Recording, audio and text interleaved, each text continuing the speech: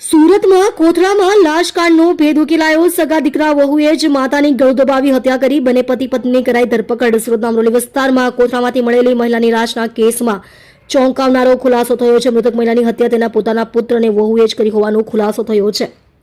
પોલીસે બંને આરોપીઓને ઝડપી પાડ્યા છે. મૃતક અમિતા ખાતુન કોસડાવા સુરતના A2 બ્લોકમાં રહેતી હતી. પ્રાથમિક તપાસ મુજબ પુત્ર ફિરોઝ આલમ અને તેની પત્ની શબાનાએ મળીને મહિલાનું ગળું દબાવીને હત્યા કરી હતી. હત્યા બાદ આરોપીએ મૃતદેહના હાથ પગ બાંધી લાશને પ્લાસ્ટિક બેગમાં ભરી કોથળામાં નાખી દીધી હતી. ક્રાઇમ બ્રાન્ચે ટેકનિકલ સર્વેલન્સથી આરોપીઓને ઝડપી પાડી.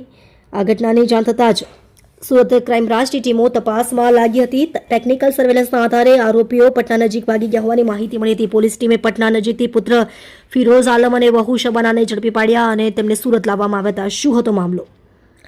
સુરત શહેરના અમરોલી વિસ્તારમાં આવેલા કોસડ આવાસમાં એક ચોંકાવનારી ઘટના સામે આવતા સમગ્ર વિસ્તારમાં ચકચાર મચી ગઈ હતી. નિયમિત સફાઈ કામગીરી દરમિયાન સુરત મહાનગરપાલિકાના કર્મચારીઓને એક શંકાસ્પદ કોથળો જોવા મળતા શરૂઆતમાં સામાન્ય કક્ષાનો કોથળો હોવાનું માનવામાં આવ્યું હતું.